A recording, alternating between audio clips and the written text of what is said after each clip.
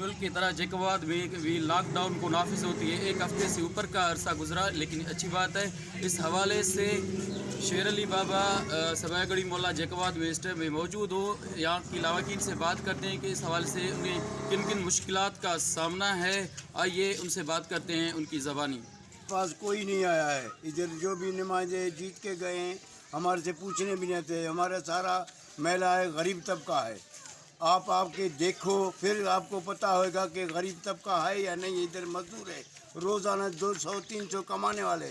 आज कितने दिन हो गए शहर बंद है, कोई नहीं गया है। ये बच्चे हैं सारा दिन धूप में मर रहे हैं और भूख से मर रहे हैं।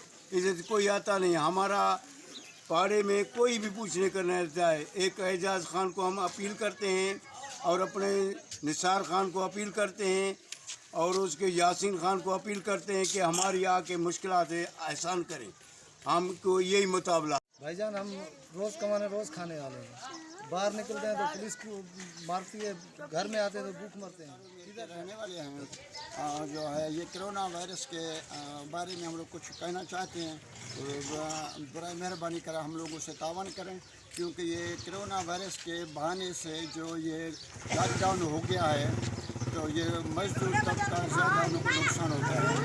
मजदूरों का मजदूरी ख़त्म है। जो रोज़ाना कमा कर अपने बच्चों का पेट पालते हैं उनके बच्चे भूख से मरते हैं।